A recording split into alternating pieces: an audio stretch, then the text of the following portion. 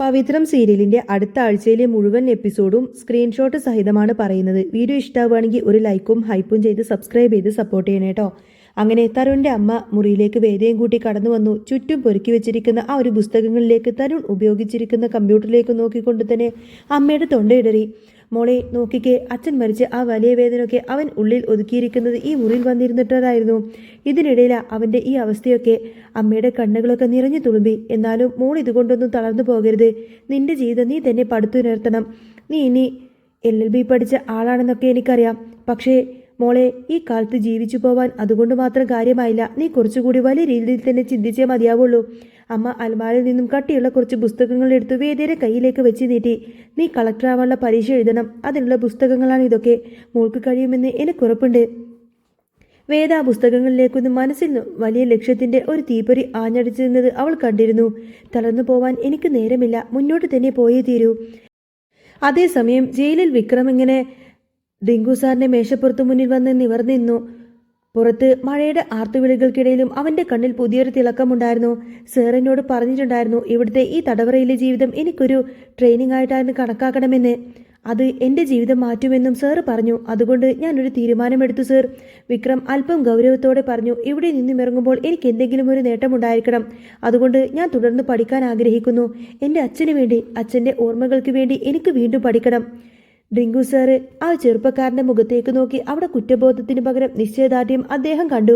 സാറിൻ്റെ മുഖത്ത് ചെറിയൊരു പുഞ്ചിരി വിടർന്നു. വളരെ നല്ല കാര്യമാണ് വിക്രം. നിന്റെ ആ തീരുമാനം എനിക്ക് ഇഷ്ടപ്പെട്ടു. മുടങ്ങിപ്പോയ നിന്റെ പഠിപ്പ് വീണ്ടും തുടങ്ങാൻ എല്ലാ സഹായങ്ങളും ഞാൻ ചെയ്തു തരാം. ഇവിടുത്തെ ലൈബ്രറി തനിക്ക് എപ്പോൾ വേണമെങ്കിലും ഉപയോഗിക്കാം. അതിനു വേണ്ടിയുള്ള ബുക്കുകളും കാര്യങ്ങളൊക്കെ ഞാൻ നിനക്ക് എത്തിച്ചു തരാം. വളരെ നന്ദിയുണ്ട് സർ. വിക്രമിൻ്റെ ശബ്ദമിടറി. ഇതേ സമയം വേദ രാപ്പകലില്ലാതെ കഠിനാധ്വാനം ചെയ്യാണ്. പുസ്തകങ്ങൾക്ക് മുന്നിൽ കണ്ണു നട്ടിരിക്കുന്ന വേദയുടെ മുന്നിലേക്ക് അമ്മയും ചെറിയൊരു കുഞ്ഞും വന്ന് നിൽക്കുന്നുണ്ട്. കുഞ്ഞിനെ കൊഞ്ചിക്കുന്നതും ലാളിക്കുന്നതുമായ ആ ചെറിയ നിമിഷങ്ങൾ വേദയുടെ ഉള്ളിലെ സങ്കടങ്ങൾ കുറച്ചു നേരത്തേക്ക് മാറ്റിവെച്ചു. സമയം അങ്ങ് കടന്നുപോയി. കുഞ്ഞിന് 2 വയസ്സായ ആ ദിനത്തിൽ വേദ തന്റെ വലിയ വിജയത്തിലേക്ക് എത്തിച്ചേർന്നു. സിവിൽ സർവീസ് പരീക്ഷ വിജയിച്ച് ട്രെയിനിങ്ങിനായി മൈസൂരിൽ എത്തിയ വേദ എല്ലാവരുടെയും ഒപ്പം തന്നെ ചിരിച്ചുകൊണ്ട് തന്റെ വിജയമങ്ങ് ആഘോഷിച്ചു. ഉടനെ തന്നെ വേദ തന്റെ ഫോൺ എടുത്ത് വിറക്കുന്ന വിരലോടെ ശങ്കരനാരായണന്റെ നമ്പറിലേക്ക് ഡയൽ ചെയ്തു. അപ്പുറത്ത് ഫോൺ റിങ് ചെയ്ത ഉടനെ തന്നെ ശങ്കരനാരായണൻ ഫോൺ എടുത്തു. ഹലോ അച്ഛാ. വേദയുടെ ആ ഒരു തുടച്ചിൽ നിറഞ്ഞ ശബ്ദം. ആ ശബ്ദം കേട്ട നിമിഷം ശങ്കരനാരായണൻ അങ്ങ് വിറച്ചുപോയി. ഫോൺ കയ്യിൽ നിന്നും വീണു പോവാൻ പാകത്തിന് അദ്ദേഹത്തിന്റെ കൈകളൊക്കെ വിറച്ചു. മോളെ വേദ, നീ എവിടെയായിരുന്നു മോളെ? ഇത്രയും നാൾ നിന്നെ ഞാൻ എത്ര അന്വേഷിച്ചു എന്നറിയോ? ആരോടും ഒരു അക്ഷരം പോലും മിണ്ടാതെ നീ എങ്ങോട്ടേക്കാ പോയത്? അച്ഛാ, ഞാൻ പറഞ്ഞത് ആരും അറിയരുത്. ദയവ് ചെയ്ത് ഈ വിവരം ആരോടും അച്ഛൻ പറയരുത്. എന്തിനാ മോളെ നീ ഇങ്ങനെ ഒളിച്ചു നടക്കുന്നത്? ഇനി നിനക്ക് ഒളിച്ചിരിക്കേണ്ട കാര്യമില്ല. നീ ഇങ്ങോട്ടേക്ക് തിരിച്ചു പോര്. ഇല്ലച്ചാ, എനിക്കങ്ങനെ പെട്ടെന്ന് തിരിച്ചു വരാനൊന്നും പറ്റിയൊരവസ്ഥയിലല്ല ഞാനിപ്പോൾ. ഞാൻ ഇപ്പോൾ മൈസൂരിലാണുള്ളത്. മൈസൂരിലോ? നീ അവിടെ എങ്ങനെ? അതെ അച്ഛാ, ഞാൻ സിവിൽ സർവീസ് എടുത്തു. ഇപ്പോൾ ട്രെയിനിങ് പീരീഡാണ്. അത് കേട്ട് ശങ്കരനാരായണന്റെ കണ്ണുകൾ സന്തോഷം കൊണ്ട് നിറഞ്ഞു തുളുമ്പി. എൻ്റെ ദൈവമേ, ഇത് വലിയ സന്തോഷ വാർത്തയായി പോയല്ലോ മോളെ. അച്ഛാ, എനിക്ക് അച്ഛനെ ഉടനെ തന്നെ ഒന്ന് കാണണം. ചില പ്രധാനപ്പെട്ട കാര്യങ്ങൾ അച്ഛനെ ഏൽപ്പിക്കാനുണ്ട്. പക്ഷേ നമ്മൾ തമ്മിൽ കാണുന്ന കാര്യം അമ്മയോട് പോലും അച്ഛൻ പറയരുത്. പ്രത്യേകിച്ച് ശ്രീകാന്ത് അറിയാൻ പാടില്ല. പിറ്റേ ദിവസം തന്നെ ശങ്കരനാരായണൻ മൈസൂരിൽ വേദയെ തേടിയെത്തി. മഞ്ഞുമൂടിയ ആ വഴിയിലൂടെ നടന്നു ചെന്ന അദ്ദേഹത്തിന്റെ മുന്നിൽ ഒരു SI ഓഫീസറുടെ ഗൗരവത്തോടെയും അതേസമയം മകളുടെ നിഷ്കളങ്കതയും കൂടി വേദ നിന്നിരുന്നു. ശങ്കരനാരായണൻ വേദം ചെന്ന് വേദയുടെ തോളിൽ പിടിച്ചു. എന്തിനാ മോളെ നീ ഇങ്ങനെ ഒളിച്ചു നിൽക്കുന്നത്? നീ ഇങ്ങനെ ഇങ്ങോട്ടേക്കെത്തി? ശ്രീകാന്ത് നിന്നെ എല്ലായിടത്തും അന്വേഷിച്ച് നടക്കുന്നുണ്ട്. ഹാ, അതൊക്കെ എനിക്കറിയാം അച്ഛാ. വേദ ശാന്തമായി പറഞ്ഞു. ശ്രീയേട്ടൻ എൻ്റെ പിന്നിൽ തന്നെയുണ്ട്. നീ ഗർഭിണിയാണെന്ന് ശ്രീകാന്ത് പറഞ്ഞിരുന്നു. അത് ഞാൻ അറിഞ്ഞു. ആ കുഞ്ഞ് എവിടെ മോളെ? ശങ്കരനാരായണൻ ആകാംക്ഷയോട് ചോദിച്ചു. വേദ ആ ചോദ്യത്തിന് കൃത്യമായി മറുപടി നൽകാനാവാതെ മുഖം തിരിച്ചു. എല്ലാ സമയമാകുമ്പോൾ പറയാം അച്ഛാ. ഇപ്പം എനിക്ക് അച്ഛനോട് ചില കാര്യങ്ങൾ സംസാരിക്കാനുണ്ട്. ശ്രീകാന്ത് എൻ്റെ പിറകെ തന്നെയുണ്ട്. എൻ്റെ ജോലിയും ഭാവിക്കും വലിയ തടസ്സമാണത്. അതുകൊണ്ട് ഞാൻ ചില കാര്യങ്ങളൊക്കെ അച്ഛനെ ഏൽപ്പിക്കും. അച്ഛൻ അതുപോലെ തന്നെ ചെയ്യണം. വിക്രമിൻ്റെ കേസിൻ്റെ കാര്യമാണോ? ശങ്കരനാരായണൻ ചോദിച്ചു. അതിന് ശക്തമായ തെളിവ് വേണമെന്ന് എനിക്കറിയാം അച്ഛാ. പക്ഷേ അതിനുള്ള വഴികൾ ഞാൻ നോക്കുന്നുണ്ട്. അച്ഛൻ ഇപ്പോൾ തിരിച്ചു ചെന്നിട്ട് വിക്രമിനെ കാണാം. ഞാൻ മടങ്ങി വരുമെന്നും വലിയ സർപ്രൈസുകൾ കാത്തിരിക്കുന്നുണ്ടെന്നും മാത്രം അവനോട് പറഞ്ഞാൽ മതി. നാട്ടിലേക്ക് തിരിച്ചെത്തിയ ശങ്കരനാരായണൻ ശ്രീകാന്തിനെ നേരിൽ കണ്ടു. കമ്പനിയുടെ ഓഫീസ് മുറിയിൽ കാൽമേക്കാല് കയറ്റി വെച്ചിരിക്കുന്ന ശ്രീകാന്ത് പരിഹാസത്തോടെ ചിരിച്ചുകൊണ്ട് ചോദിച്ചു. എന്താ അച്ഛാ, എന്നെ കാണാമെന്ന് പറഞ്ഞല്ലോ. അടിയനെ രാജകൊട്ടാരത്തിൽ കയറ്റിയ വലിയ തമ്പുരാൻ സമ്മതിക്കില്ലല്ലേ? അതുകൊണ്ട് ഇവിടെ വെച്ച് തന്നെ കാണാമെന്ന് കരുതി അല്ലേ? ശങ്കരനാരായണൻ ശാന്തമായി അവനെ നോക്കി. നീ വടക്കോട്ടൊരു യാത്ര പോയിരുന്നല്ലോ, വേദയെ തേടി പോയതാണല്ലോ. പിന്നല്ലാതെ ഞാൻ അവളെ അന്വേഷിച്ചു പോയതാ, പക്ഷേ കണ്ടെത്താൻ പറ്റിയില്ല. ശ്രീകാന്ത് ചുണ്ടുകൾ കൂട്ടി. മര്യാദക്ക് കമ്പനിയും കാര്യങ്ങളൊക്കെ നോക്കി നടത്തുന്നത് ഞാനല്ലേ? എന്നെ ഈ നിലയിലാക്കി നിങ്ങളൊക്കെ കൂടി തന്നെയാണ്. ആ തെണ്ടി വിക്രമിന് ജനിക്കാൻ പോകുന്ന കുട്ടിക്ക് കമ്പനി എഴുതി കൊടുക്കാൻ ഞാൻ ഒരിക്കലും തയ്യാറല്ല. ഡൽഹിയിലെ ഒരു ഹോസ്പിറ്റലിൽ അവൾ അഡ്മിറ്റ് ആയിരുന്നു എന്ന് ഞാൻ കണ്ടെത്തിയിരുന്നു. പക്ഷേ ആ കുഞ്ഞ് മരിച്ചുപോയി. പ്രസവത്തോടെ ആ കുഞ്ഞങ്ങ് നഷ്ടപ്പെട്ടു. ശങ്കരനാരായണന്റെ ഉള്ളിൽ ഞെട്ടിപ്പോയി. എങ്കിലും അത് പുറത്തു കാണിച്ചില്ല. വേദ തന്നോട് കുഞ്ഞിനെക്കുറിച്ച് ഒന്നും പറഞ്ഞിരുന്നല്ലോ. അപ്പോൾ കുഞ്ഞ് നഷ്ടപ്പെട്ടു എന്ന് സത്യമാണോ? ശ്രീകാന്ത് തുടർന്നു. അപ്പോൾ പിന്നെ ആ കമ്പനി വേദക്ക് കൊടുക്കാൻ കഴിയില്ലല്ലോ. മുത്തച്ഛൻ്റെ വിൽപത്രത്തിൽ വ്യക്തമായി പറഞ്ഞിട്ടുണ്ട്, അനന്തരാവകാശികളില്ലെങ്കിൽ ആ കമ്പനി ഇത്രയും കാലം വിശ്വസ്തയോടെ നോക്കി നടക്കുന്ന ആൾക്ക് അത് നൽകാമെന്ന്. ആ കണക്ക് പ്രകാരം ആ സ്വത്തുക്കളൊക്കെ എനിക്ക് എഴുതി തരണം. ശങ്കരനാരായണന്റെ മനസ്സിൽ വേദയുടെ പദ്ധതി ഓർത്തു. എല്ലാം അവൾ മുൻകൂട്ടി കണ്ടതുപോലെയാണ് കാര്യങ്ങളൊക്കെ നീങ്ങുന്നത്. അദ്ദേഹം ചെറുതായിട്ടൊന്ന് പുഞ്ചിരിച്ചു. ശരിയാണ് ശ്രീകാന്ത്, മുത്തശ്ശന്റെ വിൽപത്രത്തിലെ വ്യവസ്ഥ അനുസരിച്ച് നീ തന്നെയാണ് ഇത്രയും കാലം ഇത് നോക്കി നടത്തിയത്. ആ സ്വത്തുക്കൾ ഞാൻ നിനക്ക് തന്നെ എഴുതി തരാം. നിന്റെ ചെലവൊക്കെ. നിന്നെ വിശ്വസിക്കാൻ കഴിയാതെ ശ്രീകാന്ത് അങ്ങ് എഴുന്നേറ്റു. സത്യമാണോ അച്ഛാ നിങ്ങൾ ഈ പറയുന്നത്? രജിസ്ട്രേഷൻ ഡേറ്റും കാര്യങ്ങളൊക്കെ എന്നെ അറിയിച്ചോളൂ. അവൻ ആനന്ദ കണ്ണീരോടുകൂടി ചിരിച്ചു. ആ ചിരിക്ക് പിന്നിലെ പൊള്ളത്തരം കണ്ടുകൊടുത്തിട്ട് ശങ്കരനാരായണൻ മനസ്സിലോർത്തു. നീ അനുഭവിക്കാൻ പോകുന്നതേയുള്ളൂ നിന്റെ അഹങ്കാരത്തിനുള്ള മറുപടി. അങ്ങനെ വർഷങ്ങൾ അതിവേഗം കടന്നുപോയി. വേദ തമിഴ്നാട്ടിലേക്ക് സബ് കളക്ടറായി സ്ഥലം മാറി. അവിടേക്കും തരുണും അമ്മയും ആ കൊച്ചുകുട്ടിയും കൂടി താമസം മാറി. കുഞ്ഞിപ്പോൾ 5 വയസ്സുള്ള മിടുക്ക് കുട്ടിയായി വളർന്നു കഴിഞ്ഞിരിക്കുന്നു. വേദ ഓഫീസിൽ ഇങ്ങനെ തിരക്കിട്ട് വീടിന്റെ പടി കയറി വരുമ്പോൾ അമ്മയെന്ന് വിളിച്ചുകൊണ്ട് തന്നെ ആ കുഞ്ഞ് ഓടിച്ചെന്ന് അവളെങ്ങ് കെട്ടിപ്പിടിക്കും. ആ നിമിഷം വേദയുടെ എല്ലാ ക്ഷീണവും അങ്ങ് മാറാണ്. അവൾ വാരിയെടുത്ത് ആ കുഞ്ഞിനെ ഉമ്മ വെക്കും. പക്ഷേ അടുത്ത നിമിഷം തന്നെ തരുൺ വന്ന് ആ കുഞ്ഞിനെ വേദയുടെ കയ്യിൽ നിന്നങ്ങ് വാങ്ങി അകത്തേക്ക് കൊണ്ടുപോകും. വേദയുടെ കണ്ണ് നിറയാണ്. തനിക്കെതിരെ നിൽക്കുന്ന ആ ഒരു അകൽച്ച അവൾക്ക് താങ്ങാൻ കഴിയാവുന്നതിലും അപ്പുറമായിരുന്നു. അമ്മ വന്ന് വേദയെ ചേർത്ത് പിടിച്ച് ആശ്വസിപ്പിച്ചു. എല്ലാം ശരിയാവും മോളെ, നീ കരയരുത്. മറ്റൊരു വശത്ത് ജയിലിന്റെ മുറ്റത്ത് ഡിക്രു സാറിന്റെ വിരമിക്കൽ ചടങ്ങും യാത്രയപ്പോൾ നടക്കുകയാണ്.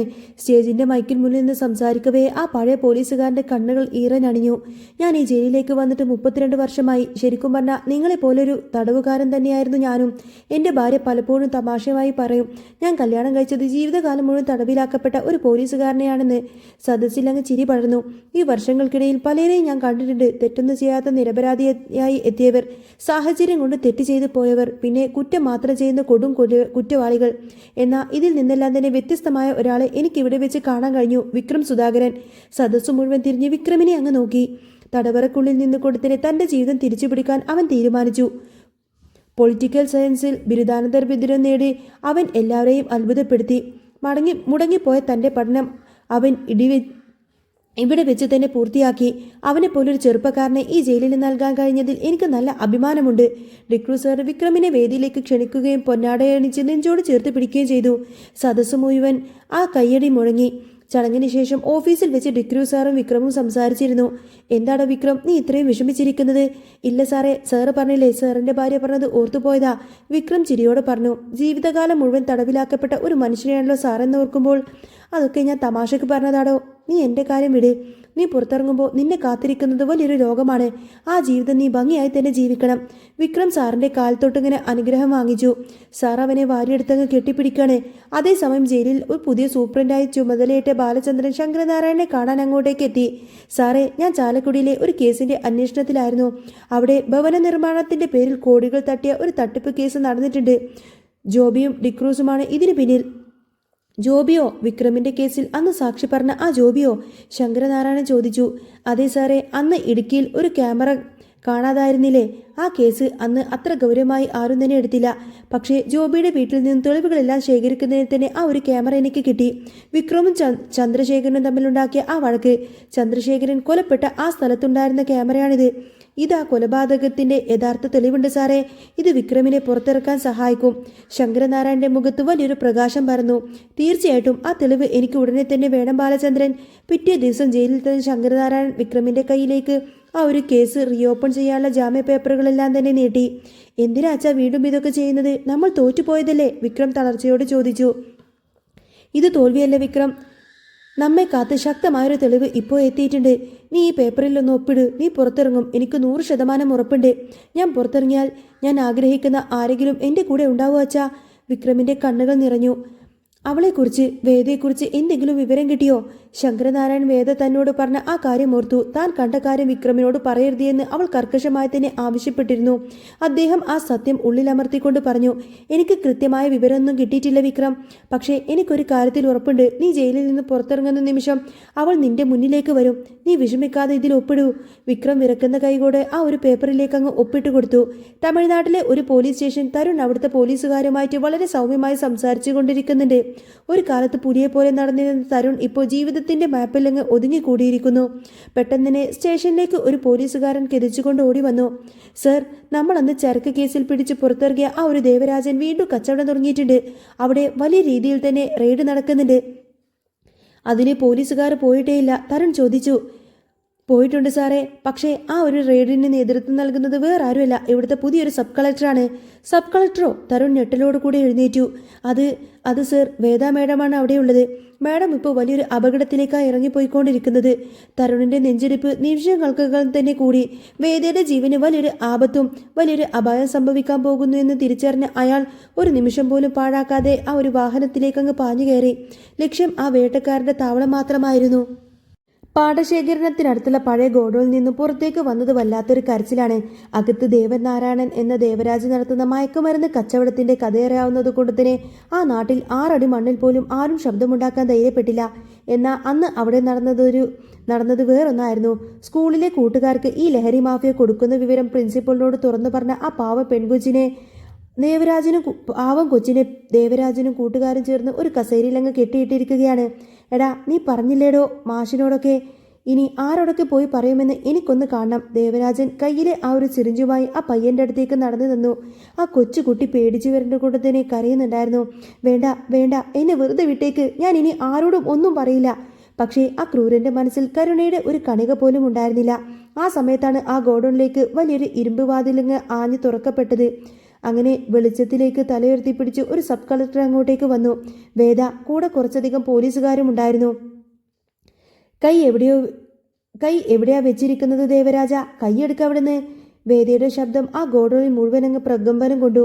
ദേവരാജൻ തിരിഞ്ഞു നോക്കി. എന്നിട്ട് ഒന്ന് പല്ലളിച്ചു. ഹോ, നമ്മുടെ കളക്ടർ മേഡം നേരിട്ട് എഴുന്നള്ളിയിരിക്കുകയാണോ? എന്നെ അറസ്റ്റ് ചെയ്യാൻ വന്നതാണോ? വെറുതെ മെനക്കേടാക്കാതെ പോവും മാഡം. ഇപ്പോൾ വരും എൻ്റെ ഫോണിലേക്ക് വലിയ ആളുകളുടെ വിളി. പറഞ്ഞു തീർന്നതേയുള്ളൂ. ദേവരാജിൻ്റെ ഫോൺ അങ്ങ് റിങ് ചെയ്തു. അയാൾ ചിരിച്ചു കൊണ്ട് തന്നെ ഫോൺ അങ്ങെടുത്ത് സ്പീക്കറിലിട്ടു. മറുതലക്കൽ മേലുദ്യോഗസ്ഥനാണ്. ദേവരാജ്, അവിടെയുള്ള കാര്യങ്ങളൊക്കെ വിട്. ആ കളക്ടർ ഞാൻ സംസാരിക്കാം. അവരെ ഉടൻ അവിടെ നിന്ന് തിരിച്ചു പോവാൻ പറ. പക്ഷേ ആ ഉദ്യോഗസ്ഥൻ പറഞ്ഞിറങ്ങിയതിന് മുഴുവൻ കേട്ട് വേദ ഒട്ടും പതറാതെ തന്നെ തൻ്റെ ഫോണെടുത്ത് മുന്നോട്ട് നീട്ടി. സർ, നിങ്ങൾ പറഞ്ഞതൊക്കെ ഈ ഫോണിൽ വ്യക്തമായി റെക്കോർഡ് ചെയ്യപ്പെട്ടിട്ടുണ്ട്. ഒരു ക്രിമിനലിനെ രക്ഷിക്കാൻ ഉന്നതകളിൽ നിന്നും വരുന്ന ഇത്തരം വിളികൾ ഇനി കോടതിയുടെ മുന്നിൽ തുറന്നു കാട്ടേണ്ടി വരും. ഫോൺ കട്ട് ചെയ്തോളൂ. അത്രയും പറഞ്ഞ് വേദ ആ ഒരു കോളങ്ങ് കട്ട് ചെയ്തു. ദേവരാജന്റെ മുഖത്തെ ആ ഒരു ചിരി പെട്ടെന്നങ്ങ് മാഞ്ഞുപോയി. പോലീസുകാരൻ മുന്നോട്ട് കുതിച്ച് ആ ഒരു കുട്ടിയെ അഴിച്ചു മാറ്റി. മേശപ്പുറത്തിരുന്ന മയക്കുമരുന്നിന്റെ പൊതികളെല്ലാം തന്നെ വേദ സ്വന്തം കൈകൾ കൊണ്ട് എടുത്ത് പുറത്തേക്കിട്ടു. മാഡം, നമ്മളെ കയ്യേറ്റം ചെയ്യാൻ നോക്കിക്കഴിഞ്ഞാൽ? ദേവരാജൻ കോപാകുലനായി വേദയുടെ നേരങ്ങ് കൈനീട്ടി. അതൊരു നിമിഷം പോലും വൈകിയില്ല. വേദയുടെ വലത് കൈപ്പത്തി ദേവരാജന്റെ കവളിലങ്ങ് ശക്തമായി പതിഞ്ഞു. ആ അടിയുടെ ആഘാതത്തിൽ അയാളൊന്ന് പിന്നിലേക്ക് അടിപ്പോയി. ഒരു പെണ്ണിന്റെ മേലെ കൈവെക്കാൻ നോക്കിയതിൻ്റെ നിന്റെ ഈ കൈ ഞാൻ അങ്ങ് വെട്ടിമാറ്റും. പിടിച്ചെടുക്കുക ഈ സാധനങ്ങളൊക്കെ. ഇനി ഇവൻ വഴി തടയാൻ നോക്കിക്കഴിഞ്ഞാൽ അവിടെ വെച്ച് വെടിവെച്ച് വീഴ്ത്ത. എനിക്ക് 2 വട്ടം ആലോചിക്കേണ്ടി വരില്ല അതിനൊന്നും. കൊണ്ടുപോടാ ഇവനെ. വേദയുടെ ആ ഒരു ഉഗ്രരൂപം കണ്ട് പോലീസുകാർ ദേവരാജനെ വിലങ്ങ് വെച്ച് കൊണ്ടുപോയി. പോകുമ്പോൾ ദേവരാജൻ തിരിഞ്ഞു നോക്കി വേദയോട് പല്ല് കടിച്ചു പറഞ്ഞു, നിന്നെ ഞാൻ വെറുതെ വിടില്ലടേ. ഇതിനുള്ള തീരാത്ത അത്രമാത്രം പകയുണ്ട് എൻ്റെ അടുത്ത്. അന്ന് രാത്രി വൈകിയാണ് വേദ വീട്ടിലേക്ക് തിരിച്ചെത്തിയത്. അപ്പോഴും തരുണും അമ്മയും വല്ലാത്ത അസ്വസ്ഥതയോടെ സ്വീകരണ മുറിയിൽ ഇരിക്കുന്നുണ്ടായിരുന്നു. വേദയ്ക്ക് പേടി കയറി വന്നതും അമ്മ ചാടി എഴുന്നേറ്റു. എന്താ മോളെ ഇതൊക്കെ? ഇത്രയും റിസ്ക്കുള്ള കാര്യത്തിനൊക്കെ നീ എന്തിനെങ്ങനെ ചാടി ഇറങ്ങിയത്? വേദ യാതൊരുവിധ കൂസലുമില്ലാതെ തൻ്റെ ബാഗ് മേശപ്പുറത്തേക്ക് വെച്ചു. അതൊക്കെ എൻ്റെ ഡ്യൂട്ടി അല്ലേ അമ്മേ. ഒരു തെറ്റ് കൺമുന്നിൽ നടക്കുമ്പോൾ നോക്കി നിൽക്കാനൊന്നും എനിക്ക് കഴിയില്ല. തരുൺ അപ്പോഴും സോഫയിൽ തന്നെ ഇരിക്കുന്നുണ്ടായിരുന്നു. അവൻ്റെ മുഖത്ത് ദേഷ്യത്തേക്കാൾ ഉപരിയായിരുന്നു ആ അവലാതി. അവൻ വേദയുടെ മുഖത്തേക്കൊന്ന് തീക്ഷ്ണമായി നോക്കി. ഡ്യൂട്ടി എന്ന് പറഞ്ഞിറങ്ങാൻ കൊള്ളാം. നീ ഈ ചെയ്തതിൻ്റെ പ്രത്യാഘാതം എന്താണെന്ന് നിനക്കറിയാമോ? ദേവരാജനെ സ്റ്റേഷനിൽ എത്തിക്കുന്നതിന് മുൻപ് തന്നെ അവർ തിരിച്ചു പോകുമെന്ന് നിനക്ക് ഉറപ്പായോ? നീ പിടിച്ചെടുത്ത ആ ഒരു ഡ്രഗ്സൊക്കെ നാളെ ആ കള്ളൻ്റെ കയ്യിൽ തന്നെ തിരിച്ചു ചെല്ലും. പിന്നെ എന്തിനാണ് വേദ നീ ഇങ്ങനെയൊക്കെ കാണിക്കുന്നത്? വേദ തരുണിൻ്റെ അടുത്തേക്ക് നടന്നു ചെന്നു. അവളുടെ കണ്ണുകളിൽ ദൃഢനിശ്ചയമുണ്ടായിരുന്നു. തരുൺ, സമൂഹത്തിന് ആ മനുഷ്യനുണ്ടാക്കുന്ന വിഷത്തെക്കുറിച്ച് മാത്രമല്ലേ ആ സമയത്ത് ഞാൻ ചിന്തിച്ചിട്ടുള്ളൂ. നിയമത്തിൻ്റെ വഴി മാത്രമേ ഞാൻ നോക്കുള്ളൂ. ബാക്കിയൊക്കെ അതിൻ്റെ വഴിക്ക് നടക്കട്ടെ. നിയമവും വഴിയൊക്കെ എനിക്കറിയാം. പക്ഷേ നിനക്ക് വല്ലതും സംഭവിച്ചാലോ? ഞങ്ങളും ഈ കൊച്ചും ഇതൊന്നും നീ ആലോചിക്കുന്നുണ്ടോ? തരുണിൻ്റെ ശബ്ദമിടറി. പെട്ടെന്ന് തന്നെ മുറിയിലേക്ക് ആ ഒരു കൊച്ചു ഗൗരി ഓടി വന്നു. അവൾ നേരെ തരുണിൻ്റെ മടിയിലേക്ക് കയറിയിരുന്ന പിണക്കത്തോടെ പറഞ്ഞു, അച്ഛൻ നാളെ എൻ്റെ സ്കൂളിലേക്ക് വരണം. ക്ലാസ്സിൽ നീന ഫിലിപ്പ് എന്നൊരുത്തിയുണ്ട്. അവൾക്ക് വല്ലാത്ത കുറുമ്പാണ്. തരുൺ ചിരിച്ചുകൊണ്ട് ചോദിച്ചു, എന്നാ പിന്നെ അച്ഛൻ വന്ന് അവൾക്ക് നല്ലൊരു ഇടി അങ്ങ് വെച്ചു കൊടുക്കട്ടെയോ? അതെ, അച്ഛൻ നല്ലോണം ഇടിച്ചു കൊടുക്കണം. കൊച്ചു സന്തോഷത്തോടെ കൂടെ കൈയടിച്ചു. അമ്മ ചിരിച്ചുകൊണ്ട് പറഞ്ഞു, ആഹാ, അച്ഛൻ്റെ കൊച്ചു തന്നെ. അച്ഛനെ പോലെ തന്നെയാ സ്വഭാവം. ആ വാക്കുകൾ ബെഡ്റൂമിൽ നിന്നും വസ്ത്രം മാറിക്കൊണ്ടിരിക്കുന്ന വേദിയുടെ കാതുകളിലേക്ക് വന്നു വീണു. അച്ഛൻ്റെ മോള് തന്നെ. ആ വാക്ക് കേട്ടപ്പോൾ വേദിയുടെ ഉള്ളിൽ പെട്ടെന്നൊരു കൊള്ളിയാൽ മിന്നി മറഞ്ഞു. വർഷങ്ങൾക്ക് മുൻപ് തന്നെ രക്ഷിക്കാൻ വേണ്ടി ഗുണ്ടകളോട് പൊരുതിയിരുന്ന വിക്രമിൻ്റെ മുഖം അവളുടെ മനസ്സിലേക്ക് ഓർമ്മ വന്നു. അതെ, ഗൗരി അച്ഛൻ്റെ അതേ സ്വഭാവക്കാരി തന്നെയാണ്. മനസ്സ് വല്ലാതെ ഭാരപ്പെട്ടു. അതേസമയം ജയിലിൽ നിന്നും പുറത്തിറങ്ങിയ ദേവരാജനെ കാണാൻ വേണ്ടിയിട്ട് അവൻ്റെ പാർട്ടിക്കാരെത്തിയിരുന്നു. സാറ് വിഷമിക്കേണ്ട, നമ്മൾ ആ കളക്ടറുമായിട്ട് ഒത്തുതീർപ്പ് നോക്കുന്നുണ്ട്. അവൾ ആരാണെന്നതിനെക്കുറിച്ചുള്ള ഡീറ്റെയിൽസൊക്കെ നമ്മൾ എടുത്തു കഴിഞ്ഞു. ദേവരാജൻ ഒരു ദുഷ്ടചിരിയോട് പറഞ്ഞു. ഒത്തുതീർപ്പിന് ശ്രമിച്ചോ? അതൊക്കെ കഴിഞ്ഞ ശേഷം അവൾക്കുള്ള മറുപടി ഞാൻ കൊടുത്തിരിക്കും. അടുത്ത ദിവസം രാവിലെ വേദ തനിക്ക് സ്കൂളിൽ കൊണ്ടുപോകാനുള്ള ആ ഒരു ചാർട്ടുകളൊക്കെ തയ്യാറാക്കി കൊടുക്കുന്നതിൽ ഗൗരിക്ക് ഒരു കഥ പറഞ്ഞു കൊടുക്കുന്നുണ്ടായിരുന്നു. പണ്ടൊരിടത്ത് ഒരു രാജാവുണ്ടായിരുന്നു മോനെ. ഒരു ദിവസം അമ്പലത്തിൽ പോയപ്പോൾ അവിടെ ഒരു രഹസ്യ കല്യാണം നടക്കുന്നത് കണ്ടു. അത് മന്ത്രിയുടെ മകളുടെ കല്യാണമായിരുന്നു. രാജാവിന് അത് കണ്ട് പെട്ടെന്ന് ദേഷ്യം വന്നു. അങ്ങനെ ആ കല്യാണത്തിൽ രാജാവ് ഇടപെട്ടു. ഗൗരി കണ്ണുമിഴിച്ച് ചോദിച്ചു, എന്നിട്ട് ആ രാജാവ് അവരെ അടിച്ചോ? ഇല്ല മോളെ, അടിച്ചില്ല. പകരം ആ സമയത്ത് തൊഴാൻ വന്ന ആ ഒരു അയൽ രാജ്യത്തെ ഒരു രാജകുമാരിയോട് ആ രാജാവ് കയർത്ത് സംസാരിച്ചു. ദേഷ്യം വന്ന ആ രാജാവ് എന്ത് ചെയ്തു എന്നറിയോ? ആ രാജകുമാരിയുടെ കഴുത്തിലങ്ങ് പിടിച്ചിട്ട് നിർബന്ധിച്ചു കൊണ്ട് താലി കെട്ടി. ഗൗരിക്ക് അത്ഭുതം തോന്നി. അയ്യോ, എന്നിട്ട് രാജകുമാരിക്ക് ദേഷ്യം വന്നില്ലേ? തീർച്ചയായിട്ടും വല്ലാത്ത ദേഷ്യവും വെറുപ്പുമായിരുന്നു അവൾക്ക്. അവൾ സ്വന്തം രാജ്യം വിട്ട് ആ രാജാവിൻ്റെ രാജ്യത്തേക്ക് ചെന്നു, പകരം വീട്ടാൻ വേണ്ടി. പക്ഷേ പോകെ പോകെ ആ രാജാവിനുള്ള ദേഷ്യമൊക്കെ മാറി അവൾക്ക് അയാളോട് വല്ലാത്ത ഇഷ്ടമായി. ഒടുവിൽ അവർക്കൊരു കുഞ്ഞും പിറന്നു. എന്നിട്ടമ്മേ, ആ രാജാവും രാജ്ഞിയും ഇപ്പോഴെവിടെയാ? വേദിയുടെ കണ്ണിൽ നിന്നും കണ്ണുകളൊക്കെ നിറഞ്ഞൊഴുകാൻ തുടങ്ങി. അവൾ പതിഞ്ഞ സ്വരത്തിൽ പറഞ്ഞു, പക്ഷേ ആ രാജകുമാരിയുടെ സഹോദരൻ ഭയങ്കര ക്രൂരനായിരുന്നു. കുഞ്ഞ് ജനിക്കുന്ന സമയത്തിന് അയാൾ ആ രാജാവിനെ ചതിച്ചങ്ങ് തടവിലാക്കി. അയ്യോ, കഷ്ടായി പോയല്ലോ, ഗൗരി സങ്കടത്തോടെ പറഞ്ഞു. ആ രാജാവിൻ്റെ പേരെന്താമേ? വിക്രമാദിത്യൻ, വേദ പറഞ്ഞു. പിന്നെ രാജകുമാരിയുടെ പേരോ? വേതാളം. വേദ പുഞ്ചിരിച്ചുകൊണ്ട് പറഞ്ഞു. ഇതേ സമയം ഹൈക്കോടതിയിൽ വിക്രമിൻ്റെ കേസിൻ്റെ പുനർവിചാരണ പൊടിപൊടിക്കുന്നുണ്ടായിരുന്നു. പ്രഗത്ഭരായ ശങ്കരനാരായണൻ കോടതിയുടെ കേസ് വാദിക്കുകയാണ്. ജഡ്ജി ദർശൻ ഒന്ന് സംശയത്തോടെ ചോദിച്ചു, ശങ്കരനാരായണ, ഇത്രയും കാലം തെളിയിക്കാത്തൊരു കേസ് വീണ്ടും നിങ്ങൾ ഇങ്ങനെ എടുക്കാൻ മാത്രം എന്താണ് കാരണം? ശങ്കരനാരായണൻ ചിരിച്ചുകൊണ്ട് പറഞ്ഞു, മനസ്സിലാക്കാൻ വൈകിയ ചില സത്യങ്ങൾ ഹൈക്കോടതിയുടെ മുന്നിൽ കൊണ്ടുവരേണ്ടത് നീതിയുടെ ആവശ്യമാണ് ജഡ്ജി സാർ. കേസിൽ സാക്ഷിയായി ജോബി എന്ന കള്ളക്കഥ ഉണ്ടാക്കിയ ആളെ വീണ്ടും വിസ്തരിക്കാൻ ജഡ്ജി അനുമതി നൽകി. ജോബിയെ കോടതിയിലേക്ക് കൊണ്ടുവന്നു. അന്നേ അനാഥർക്ക് വീട് വെച്ചു കൊടുക്കുന്നതിൻ്റെ പേരിൽ കോടികൾ തട്ടിപ്പ് നടത്തി ജയിലിൽ കഴിയുന്നുണ്ടായിരുന്ന ജോബിയെ കണ്ടപ്പോൾ എതിർഭാഗത്ത് നിന്ന് ശ്രീകാന്ത് ദർശനം ആകെ വിളങ്ങിപ്പോയി. ശങ്കരനാരായൺ തൻ്റെ തന്ത്രപരമായ വാദങ്ങൾ നിരത്തി. ജോബി പറഞ്ഞ ആ ഒരു സാക്ഷിമൊഴിയല്ലേ അന്ന് വിക്രമിനെതിരെ നിന്നത്? പക്ഷേ അന്ന് ജോബി ഒളിച്ചു വെച്ചിരുന്ന ആ ഒരു മാവിന് മുകളിൽ വേറൊരു കണ്ണുണ്ടായിരുന്നു. കാട്ടിലെ ആ ഒരു പന്തൽ എന്ന സ്ഥലത്തുണ്ടായിരുന്ന CCTV ക്യാമറയിൽ അന്ന് നടന്ന എല്ലാ സത്യങ്ങളും പതിഞ്ഞിരിക്കുന്നുണ്ട്. ശ്രീകാന്തിൻ്റെ മുഖം അങ്ങ് വെളുത്തു തുടങ്ങി. ശങ്കരനാരായൺ ആ CCTV ദൃശ്യങ്ങൾ കോടതിയിൽ സമർപ്പിച്ചു. അതിൽ വ്യക്തമായിരുന്നു വിക്രമിനെയും വേദയും കെട്ടിയിട്ട് ആക്രമിക്കുന്നതും വേദയെ കൊണ്ട് നിർബന്ധിച്ച് ആ മുദ്രപത്രത്തിൽ ഒപ്പിടിപ്പിക്കുന്നതും ഒടുവിൽ ആ ഒരു തോക്കിനു വേണ്ടിയുള്ള പിടിവലിക്കിടയിൽ യാദൃശ്ചികമായി ചന്ദ്രശേഖരനെ വെടിയേറ്റ് അങ്ങ് ചന്ദ്രശേഖരൻ മരിക്കുന്നതും അതൊരു കൊലപാതകമേ അല്ലായിരുന്നു, പകരം വലിയൊരു ചതിയായിരുന്നു അത്. കോടതി വിധി വന്ന നിമിഷം ശ്രീകാന്തിൻ്റെ കാലിനടിയിലെ മണ്ണ് ഒലിച്ചുപോയി. വിക്രം നിരപരാധിയാണെന്ന് കോടതി കണ്ടെത്തിയിരിക്കുന്നു. വർഷങ്ങളായി ജയിലിൽക്കുള്ളിൽ അകപ്പെട്ട ആ സിംഹം ഇനി പുറത്തിറങ്ങും. കോടതിക്ക് പുറത്തുനിന്ന് ശങ്കരനാരായൺ വിക്രമിനെ കാത്തു നിൽക്കുന്നുണ്ടായിരുന്നു. വിക്രം പുറത്തേക്ക് വന്നതും അച്ഛനെ കണ്ടിങ്ങനെ കണ്ണു നിറഞ്ഞു പോയി. അച്ഛ, ഞാൻ പുറത്തിറങ്ങുമെന്ന് ഞാൻ ഒരിക്കലും കരുതിയതേയില്ല. ശങ്കരനാരായണൻ തൻ്റെ മകൻ്റെ തോളിൽ തട്ടി പറഞ്ഞു. സത്യം ഒരിക്കലും തോൽക്കില്ല മോനെ. ഇനി നമ്മൾ നേരെ വീട്ടിലേക്ക് പോവാണ്. വേദയും ആ കൊച്ചും നമ്മൾ അവരെ ഒന്നിപ്പിക്കും. ഇതേ സമയത്ത് ശ്രീകാന്ത് തന്റെ ഓഫീസിലിരുന്ന് ഇങ്ങനെ കലിമൂത്ത് മേശപ്പുറത്തുള്ള സാധനങ്ങളെല്ലാം തന്നെ അടിച്ചു തകർക്കുന്നുണ്ടായിരുന്നു. കൂടെയുള്ള സാബു അവനെ സമാധാനിപ്പിക്കാൻ നോക്കി. സർ, എന്തിനാണ് ഇങ്ങനെ ടെൻഷൻ അടിക്കുന്നത്? അങ്ങേര് വെറുതെ നമ്മളെ ഭയപ്പെടുത്താൻ പറയുന്നതാ. അല്ലടാ സാബു, ആ അച്ഛനും മകനും ഇനി അടങ്ങിയിരിക്കില്ല. അവരാ കുഞ്ഞിനെയും കൊണ്ട് എൻ്റെ മുന്നിലേക്ക് വന്ന് നിൽക്കും. ശ്രീകാന്ത് പല്ല് കടിച്ചു. പക്ഷേ അതൊന്നും വകവെക്കാതെ തന്നെ വിക്രം തൻ്റെ പഴയ നാടായ ആ ഒരു ചെറിയ വാടക വീട്ടിലേക്ക് തന്നെ എത്തിച്ചേർന്നു. അവിടെ അവനെ കാത്തു നിൽക്കുന്നുണ്ടായിരുന്നു പ്രായം ചെന്ന തൻ്റെ മാഷും കൂടെ കണ്ണ് നിറഞ്ഞിരിക്കുന്ന ശ്രീജയും. മോനെ, മാഷ് തൻ്റെ ആ ഒരു വോക്കിൻ്റെ സഹായത്തോടു കൂടെ തന്നെ പതുക്കെ മുന്നോട്ട് നടന്നു വന്നു. വിക്രം ഓടിച്ചെന്ന് അച്ഛൻ്റെ കാലിൽ വീണ് കരഞ്ഞുപോയി. മാഷ് അവനെ വാരിയെടുത്ത് നെഞ്ചോട് ചേർത്തു. എൻ്റെ മോൻ തിരിച്ചു വന്നിരിക്കുന്നു. വീട്ടിലെ മേശപ്പുറത്ത് വിക്രം തൻ്റെ ആ ഒരു ബികോം ബിരുദ സർട്ടിഫിക്കറ്റ് അമ്മയുടെ ഫോട്ടോക്ക് മുന്നിൽ അങ്ങ് വെച്ച് തൊഴുതു പ്രാർത്ഥിച്ചു. അന്ന് അമ്മയുടെ കൈപുണ്യമോർത്ത് അവൻ്റെ കണ്ണുകൾ അങ്ങ് നനഞ്ഞു. പകയുടെയും പ്രത്യാശത്തിൻ്റെയും പുതിയൊരു അധ്യായം അവിടെ പറക്കുകയായിരുന്നു. കളക്ടർ വേദിയും വിക്രമും തമ്മിലുള്ള ആ ഒരു പഴയ തീക്കനൽ പോലെ തന്നെ പ്രണയം വീണ്ടും പൂവിടാൻ തുടങ്ങുമോ?